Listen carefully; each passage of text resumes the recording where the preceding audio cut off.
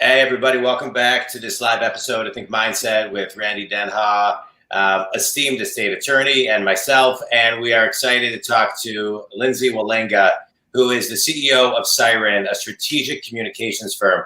Lindsey, I was really excited when your team reached out to Randy and I because, since COVID hit, I think every company, everywhere in the world is trying to figure out how to communicate their message a little bit more effectively in today's times. And so I was thinking we could maybe jump in there.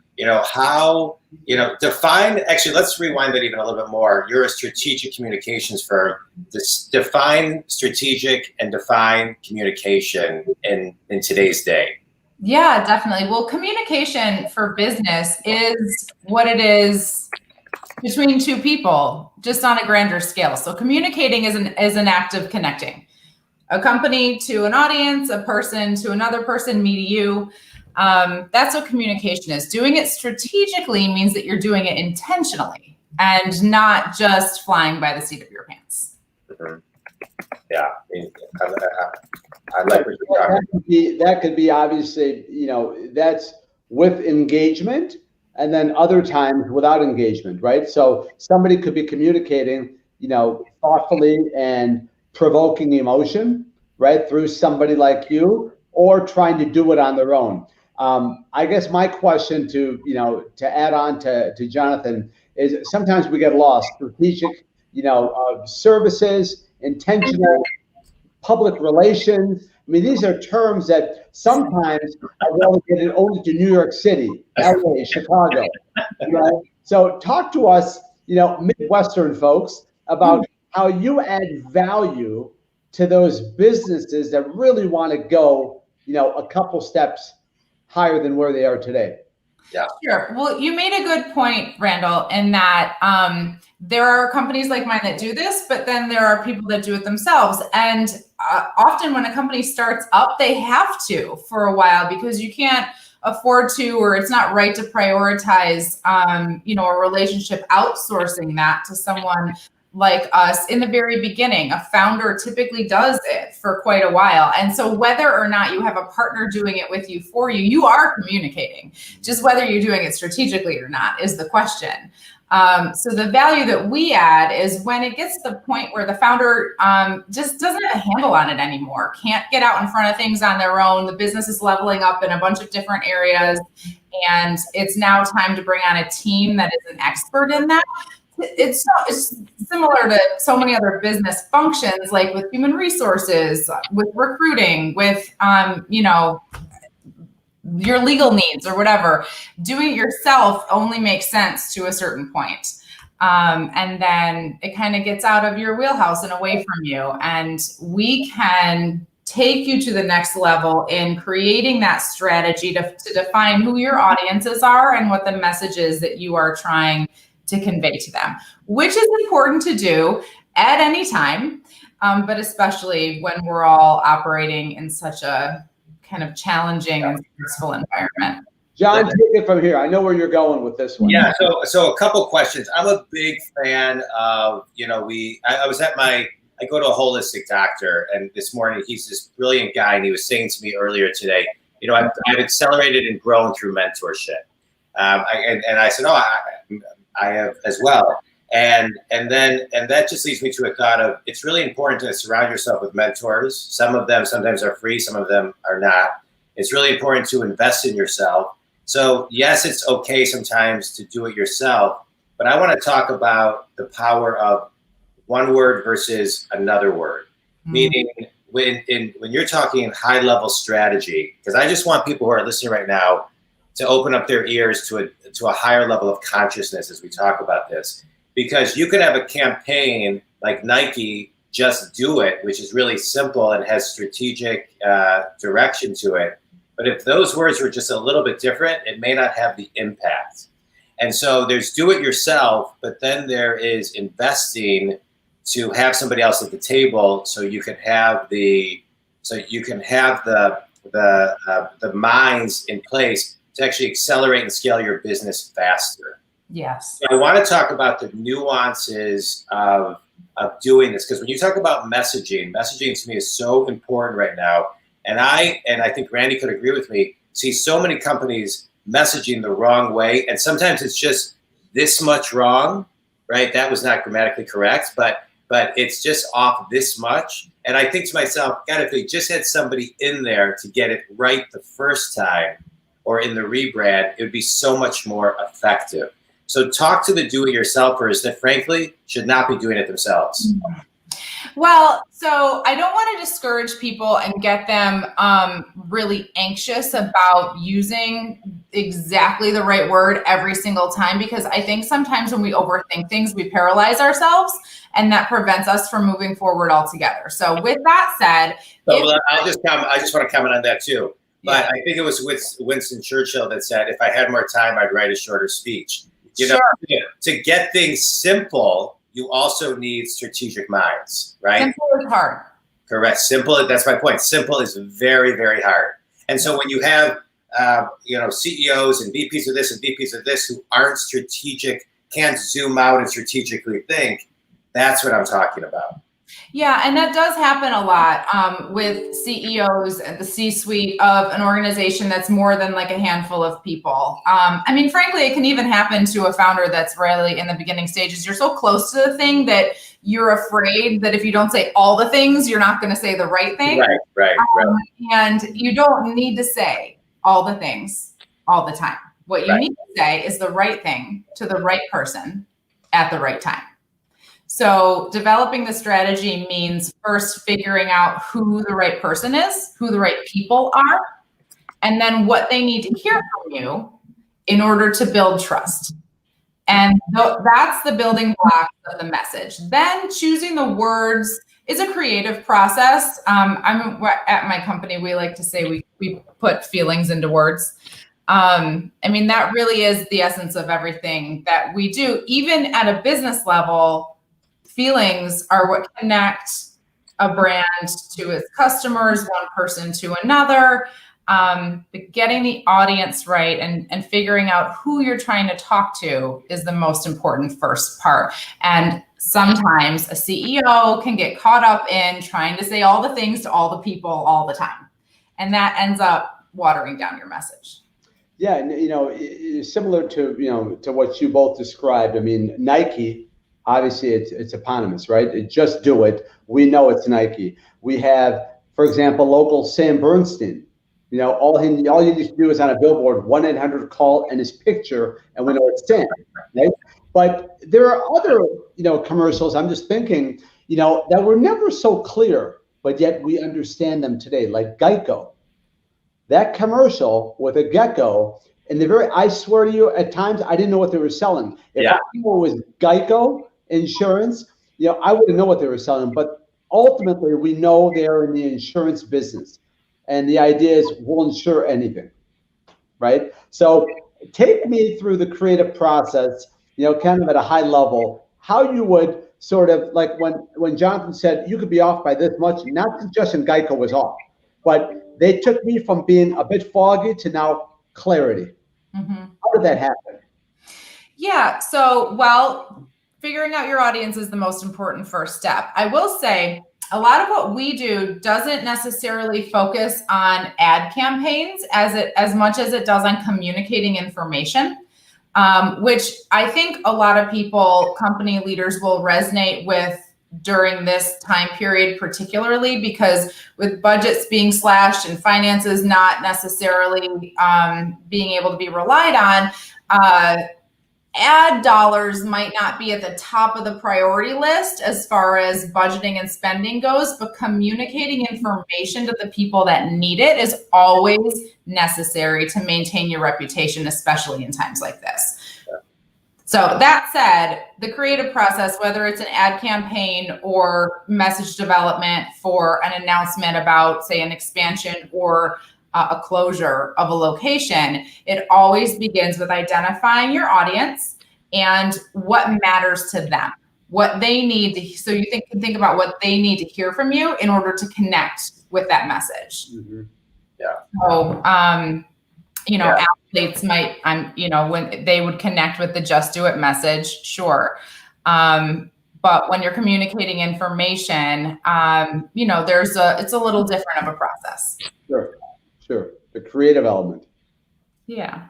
Quantifies, it's interesting. I think strategy is it's a word that gets thrown out a lot.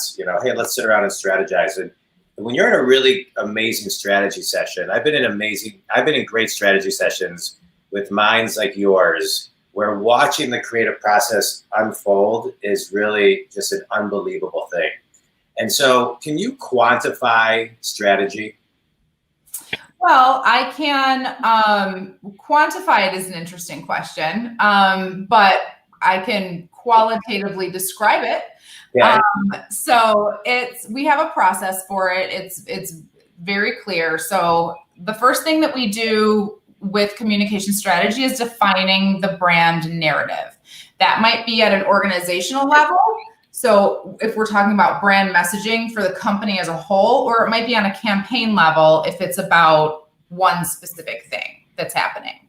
The brand narrative is always a cross-section for us at my company of the drive or the passion behind whatever is going on, the expertise or the value prop that the company has, and the audience and their needs. So we go through a discovery session with C-suite leaders to get all of that out on the table. We have very specific questions that we ask for each of those categories, so that the narrative or the message or the story begins to reveal itself before we start choosing the words to put it together.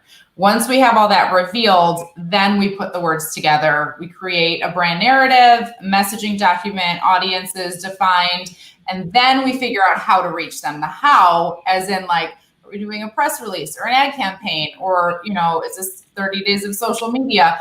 That's the detail that comes after you get the message and the audience, right? Yeah. So has the message and the communication, Lindsey, changed from the typical, the typical engagement? Has it changed pre-COVID versus post-COVID? Because I'm noticing a lot of businesses have really pivoted, and they've done so really nicely, but I noticed that sometimes the product is still there, the service is still there, but they don't quite know how to continue to move it along, right? Because sometimes, quite honestly, budgets have been slashed. People are holding back the spending, but I believe in spending even more now. Yeah, double down. Right. This is when you spend more. So kind of describe for us the communication, the messaging, articulating the right words, pre-COVID versus today.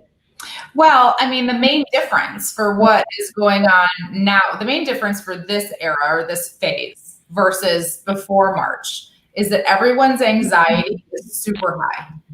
So when you're and the noise, it's so loud. It's loud. Everything is loud right now. So people are anxious and they're overwhelmed both with their own emotions and with all the stuff coming at them. So being precise and clear is more important than ever. I am a big proponent of doing one thing really well rather than trying to do all the things. So I would advocate for doubling down on the most effective way to communicate with the most important audience and doing that really well and putting as much weight behind that as you can. Whereas, when anxieties are lower and there's less noise, you might have a little bit more room to try things and kind of trial and error it. Being precise and getting it right the first time is really important right now, especially if you're a company that's pivoting your service lines. So or your product line, if you're doing something completely new, if you're going from clothing to mask production, you're going to have to be really clear about who needs to hear that message and how you're getting it to them, so that people aren't confused. Because if they're confused, at best, they'll ignore you. And at worst, they could get really mad. Yeah, I love everything that you're talking about. I want to talk about attention span. I think from studies show that human beings have a less attention span than a goldfish, which is less than 7 seconds. And so I want to talk about how do you get people's attention, and kind of off of Randy's question, how do you keep their attention? And then what does consistency mean? As far as, to me, it takes 20 years to be an overnight success. It takes 3 years of posting on social media to be noticed. So what does consistency look like in your model? Yeah, well, I mean, having a strategy is a really important first step. You can't just wing this. You can't wing it. You can't decide what you're going to post on social media. Right. It doesn't work. I mean, it might get you like a couple dozen likes or whatever, depending on your following, but where does it actually get you? So having a strategy and being able to work from that intentional strategy is really important. Understanding what your audience needs. Understanding your audience is also really important for getting their attention. So, because if you can speak directly to my pain, you talk about consciousness. I mean, I love hearing that from you because it's something that I'm very in tune with as well. If you can speak directly to someone's pain and give them a solution to it, or tell them just at a very basic level, even if you can't solve it, that you understand it, they're going to listen to you. Yeah. They'll listen. You'll have their attention and you'll earn their respect, which will keep them coming back. I think a lot of business owners want the answer of, here's the big flashy thing you should do tomorrow to put whatever this really, impressive thing on a billboard. And that's not really the answer. It's more about understanding your audience and being able to connect with them on a human level over and over and over again, with the right strategy.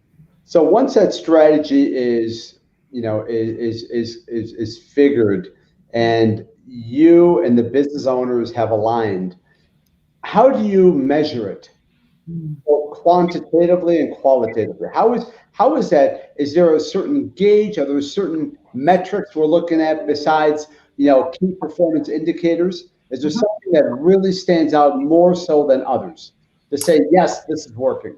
Yeah, so there are several metrics, and it depends on the values of the business leaders too, and what the goals are. But yes, we use data as much as we can. Web traffic is one thing. If you're getting 25% more visitors on your website and they're staying for 2 minutes or more when they're there, and then they're signing up for your email newsletter, those are all data-based KPIs that we measure and track on a monthly basis. And also, many of my clients give us positive feedback simply in the way of the people who I respect really respect what's happening. So like board members, see what's going on and they feel proud to be associated with that organization because of the strategy that we're implementing.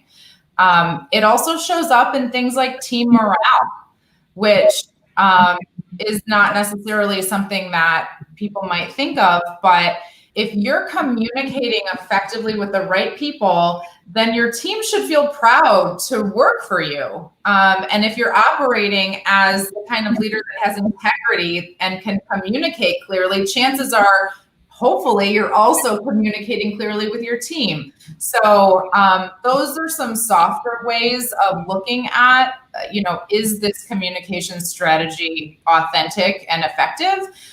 In addition to those database KPIs, media hits, keywords, web traffic, social media impressions, all of that.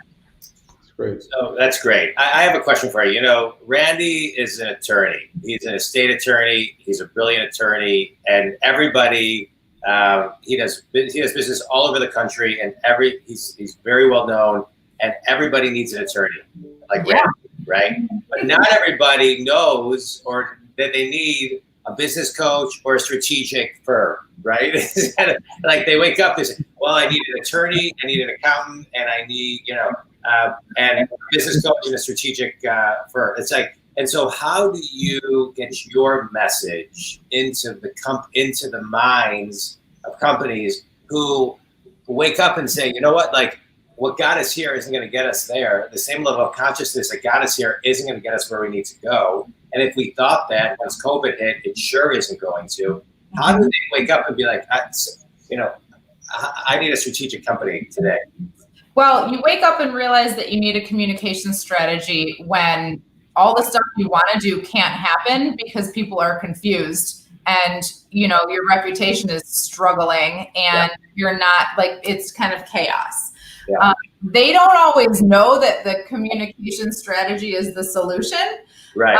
And by the way, John, I've realized recently that business coaching is very important. So yes, right. No, but you were, thank you very much. Right. But you were I was raised, you need an attorney, you need an accountant, totally. You need those always. Right. Well, and a lot of times a CEO, when he or she gets into hot water, they'll think, oh, I need a lawyer, which you do, Randy, totally right. lawyer, but also you need a communicator that can help get you through it because you have to maintain trust in order to get through those hard parts with your reputation intact. Yeah. I mean, our vision as a firm is that clear communication is looked at and respected as a powerful business strategy.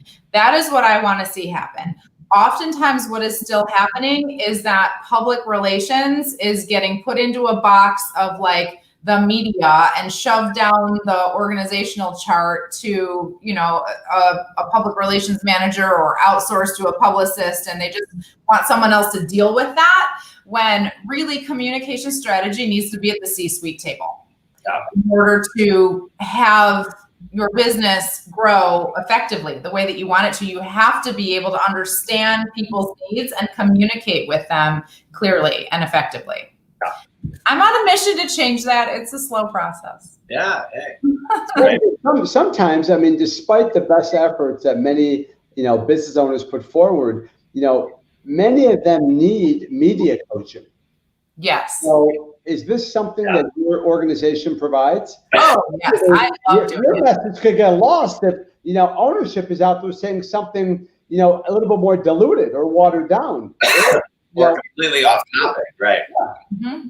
Yeah, we definitely do media training. I personally love doing it. We have several people on our team who really thrive at this. And it's interesting because training the leadership team and performing well in media interviews translates leadership skills to so many other areas of the business. So John, to your point earlier about not just talking.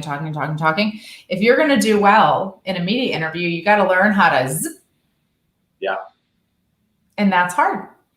And that requires confidence. You got to stay grounded in your feet during the interview so that you don't appear fidgety, because fidgeting makes people nervous. Right. And you want to convey how you want people to feel while they're watching you. Yeah. However you come off, whatever the energy is that you're throwing into the camera is the energy your audience is going to absorb.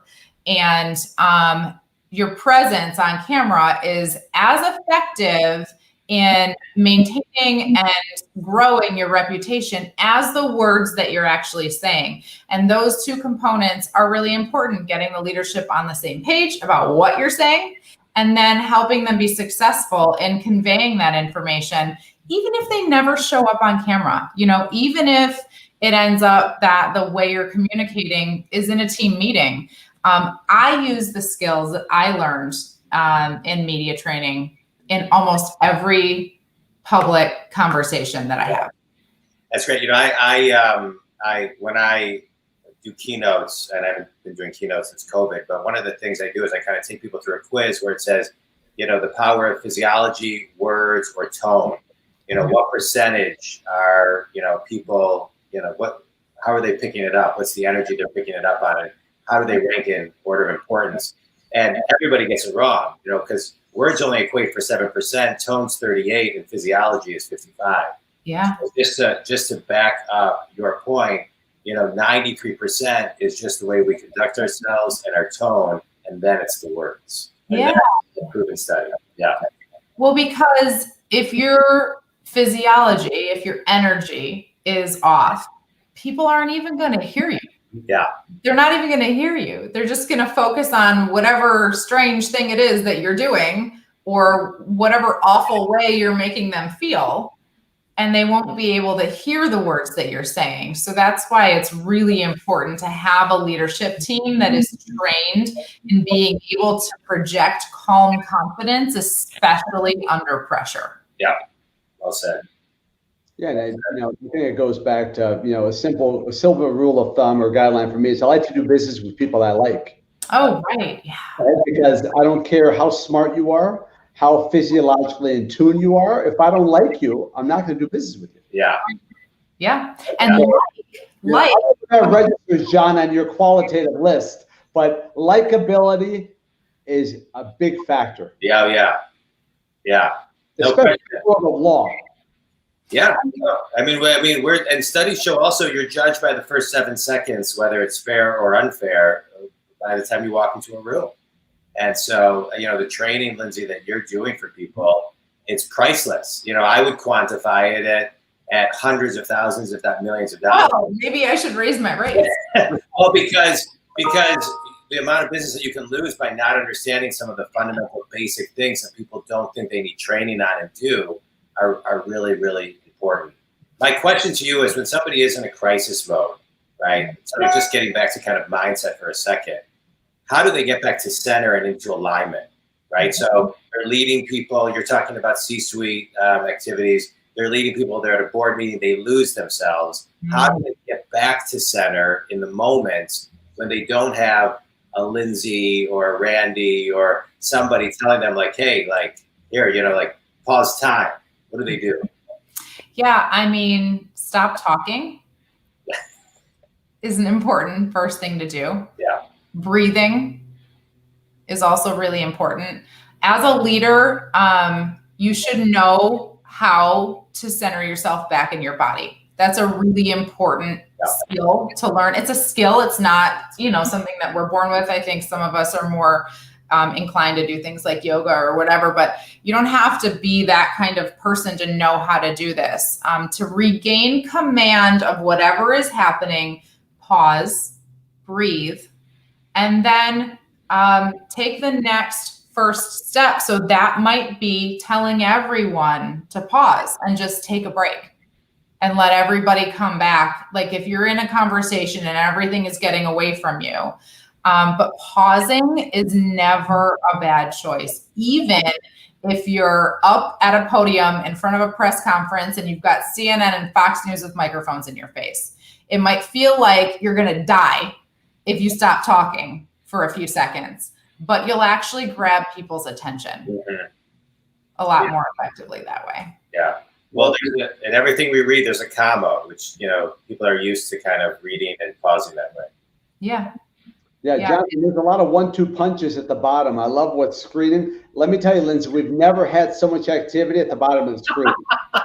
So you are giving us a lot of nuggets of wisdom and knowledge. This is great. Right. Well, you know what, Randy? Because a lot of times when we have people, they don't know, they can't speak in chunks like Lindsey is. So I mean, this is probably a reflection of how you teach people. Because sometimes people are so long-winded, it's hard to get in real time exactly what they're trying to say while I'm listening.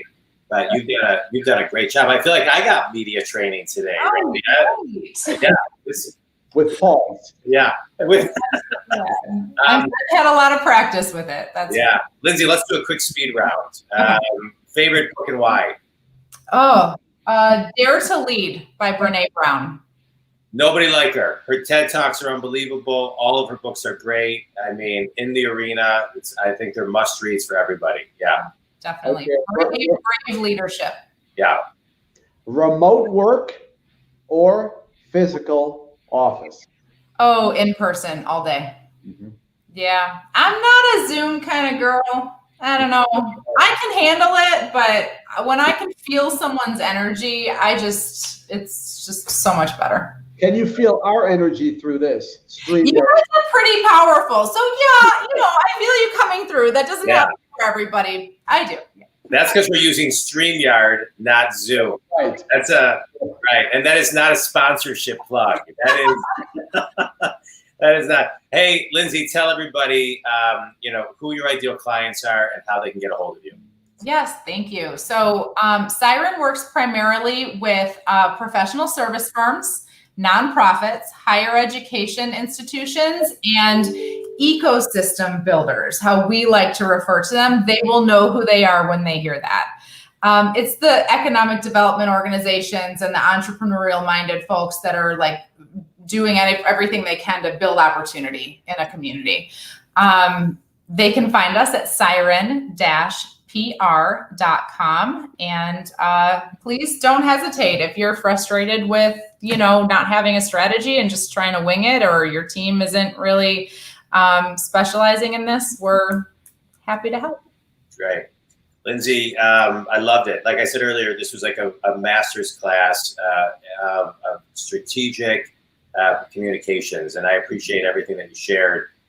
This is definitely one that people, I hope, listen to multiple times and reach out to you, because I can just tell how much you have to offer, and the work you do is really priceless for organizations. I would think that the biggest obstacle are the people surrendering and leaving their ego at the door and being open, and being open to what you have to share with them and guide them. So I hope that the people who do reach out to you, or the people that are listening, can do that, because the surrendering will help them grow their business. It'll help them make a lot more money and have a lot more fun. Randy, I'll let you take it home. Yeah, Lindsey, thank you for reminding us that God gave us 2 ears and 1 mouth, so we can listen twice as much as we speak. So thank you for reminding us. And I think, if more of us actually pause, we can get back to center real quick. That was a drop mic way to end the talk. Lindsey, anything you want to share before we close? Just, I echo what you said. This is for brave leaders. Brave leaders communicate clearly. And if you are one, give me a call. Great. All right, Lindsey, thank you so much. That was a blast. Randy, thank you. Always fun. Thank you. Thanks, guys. Thanks, everybody, for listening.